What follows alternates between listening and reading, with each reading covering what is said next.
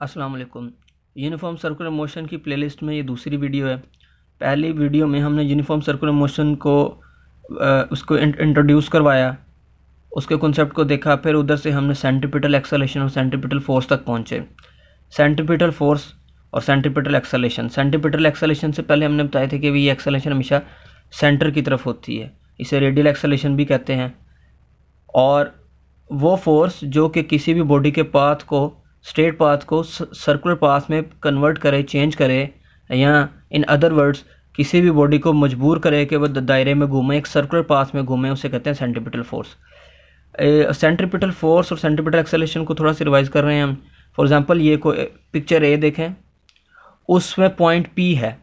Point P पे किसी भी, फॉर एग्जांपल एक बॉल है, ये बॉल है या कोई भी ऑब्जेक्ट है, इसकी वेलोसिटी को v से रिप्रेजेंट किया गया है पॉइंट p पे। कुछ टाइम के बाद एक और पॉइंट आ जाएगा, वो है p प्राइम।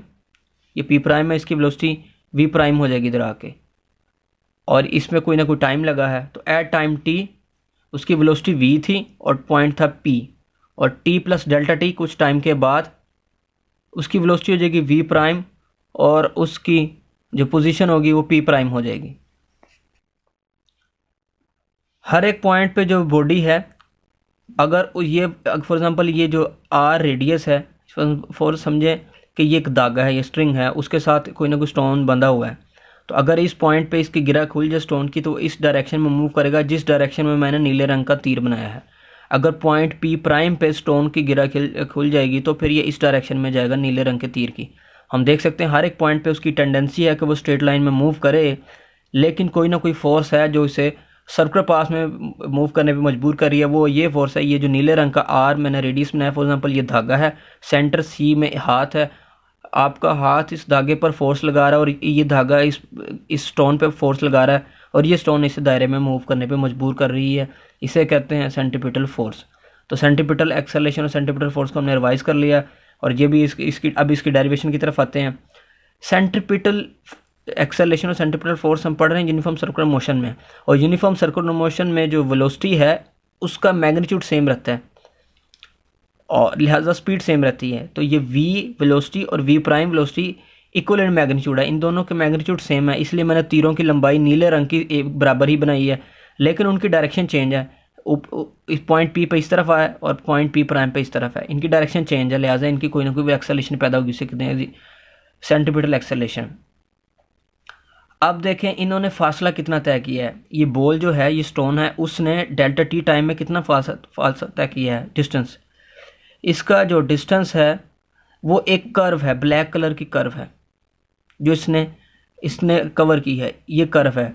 और मैथ में आपको पता है, वैसे तो इसे L equal to R theta से भी कर सकते हैं। L ये आर की कर्व है, कर्व की लेंथ है, आर रेडियस और थीटा एंगल है, L equal to R theta उससे भी हो जाएगा। लेकिन हम फिजिक्स के जरिए यूज़ करेंगे डिस्टेंस जो है, distance travelled is equal to speed multiply by time.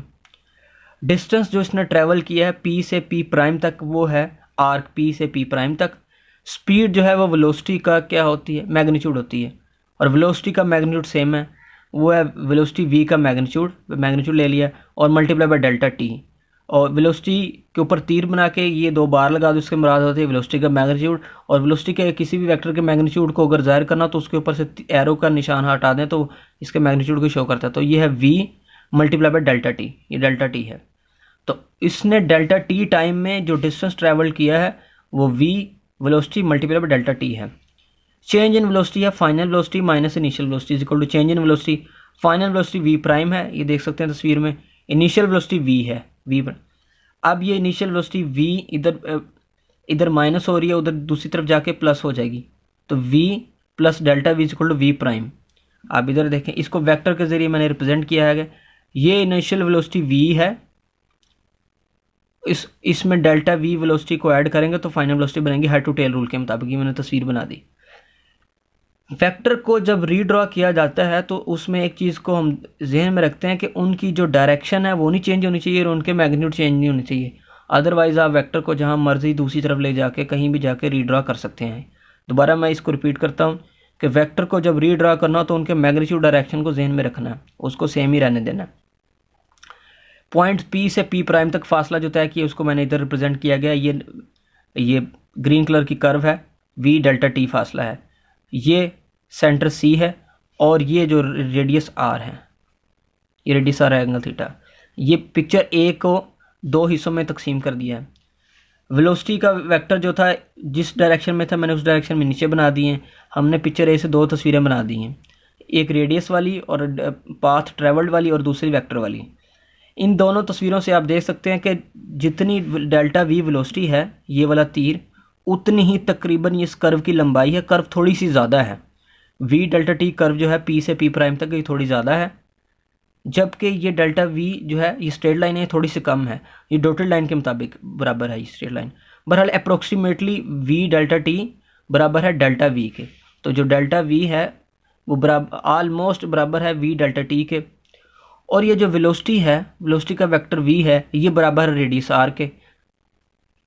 तो हमने ये कर दिया, इन दोनों की जो रेशियो है वो प्रोपोर्शन में हमने इनको बराबर कर दिया। लेकिन ये सारा अप्रोक्सीमेटली है, मैंने साथ अप्रोक्सीमेटली लिख दिया है। v इधर डिवाइड हो रहा है, उधर जाके मल्टीप्लाई हो जाएगा, v स्केयर हो जाएगा, डेल्टा t इधर मल्टीप्लाई हो रहा है, इधर आके डिवाइड हो जाएगा v ओवर डेल्टा v और डेल्टा t। लेकिन ये अप्रोक्सीमेटली, उसकी वजह ये है कि ये जो delta v delta t curve वाला पाथ है, ये चेंज इन वेलोसिटी के पास से थोड़ा सा ज़्यादा है, तो लिहाजा ये जो रिलेशन है ऊपर वाला, ये अप्रोक्सीमेट रिलेशन है। अगर इस रिलेशन को अप्रोक्सीमेशन से एग्जैक्ट की तरफ जाना है तो हम एक कंडीशन लगाएंगे, limit delta T approaches to zero, कि टाइम बहुत कम है, चेंज इन जो टाइम है, टाइम इंटरवल है, पी से पी प्राइम तक जाने का जो वक्त है वो बहुत ही कम है, तकरीबन ज़ीरो के करीब है। इसको समझ लें कि वी डेल्टा टी से क्या होगा, delta T approaches to zero से क्या होगा। हम delta T approaches to zero से इसकी तीन तस्वीरें बनाई हैं। फॉर एग्जांपल ये टाइम ज़्यादा है तो कर्व बड़ी है, तो इसके दरमियान जो शॉर्टेस्ट डिस्टेंस इतना है। अगर टाइम छोटा होगा तो कर्व छोटी हो जाएगी, और ये डिस्टेंस जो स्ट्रेट डिस्टेंस है इसको नीले रंग से किया। अगर टाइम और छोटा होगा तो कर्व ब्लैक और छोटी हो जाएगी, उस स्ट्रेट लाइन डिस्टेंस नीला है। आप देख सकते हैं जैसे जैसे टाइम ज़ीरो को अप्रोच किया है वैसे वैसे कर्व की लंबाई तकरीबन स्ट्रेट लाइन जो कि नीले रंग से जाहिर की गई है उसके बराबर होगी। तो limit delta T approaches to zero करने से ये होता है कि कर्व की लंबाई आलमोस्ट स्ट्रेट लाइन के बराबर हो जाती है। इसी तरह अगर हम इधर limit delta T approaches to zero लगाएंगे तो जो कर्व पी से पी प्राइम है, इसका फासला तकरीबन डेल्टा वी के बराबर हो जाएगा। Limit delta T approaches to zero करेंगे तो आलमोस्ट ये बराबर हो जाएंगे, तो ये फिर अप्रोक्सीमेट नहीं रहेगा, एग्जैक्ट रिलेशन बन जाएगा। तो limit delta T approaches to zero कर दिया तो change in velocity divided by change in time is equal to v square, और अब ये एग्जैक्ट रिलेशन बन गया। और change in velocity with respect to time जो है, और limit delta T approaches zero करेंगे तो ये डेरिवेटिव की डेफिनेशन है। तो derivative change in velocity with respect to time acceleration होता है। वेलोसिटी का टाइम के हवाले से जो तब्दीली है वो उसे एक्सेलेरेशन कहते हैं। तो ये सेंट्रीपिटल एक्सेलेरेशन है ए सी, इसके नीचे सी लिख दिया, it means it is directed toward centre. A c is equal to v square over r. Newton का दूसरा कानून है f is equal to m में, तो दोनों के नीचे सी भी लगा दे क्योंकि एक्सेलेरेशन सेंट्रीपिटल एक्सेलेरेशन है। F c is equal to m a c, m वैसे के वैसे लिख दिया, एक्सेलेरेशन की जगह लिख दिया, ए सी की जगह लिख दिया वी स्क्वायर ओवर आर। तो जो फार्मूला बन गया वो है सेंट्रीपिटल फोर्स का फार्मूला बन गया f c is equal to m v square over r. तो इस वीडियो में जो अहम पॉइंट्स है वो ये थे कि हमने एक सर्कुलर मोशन में है, उसमें ये जो इन दोनों को, इसके वेक्टर को कंपेयर किया इसके पाथ ट्रैवल के साथ, इसकी चेंज इन वेलोसिटी को हमने कंपेयर किया इसने जो पाथ ट्रैवल किया। और सबसे अहम जो मेरे ख्याल से उसमें है कि ये बात है कि किस तरह limit delta T approaches to zero करने से जो कर्व वाला पाथ है वो ऑलमोस्ट स्ट्रेट पाथ के बराबर हो जाता है। इस तरह ये जो रिलेशन है change in velocity over change in time, ये अप्रोक्सीमेट रिलेशन से एग्जैक्ट रिलेशन की तरफ बदल जाता है। Thank you.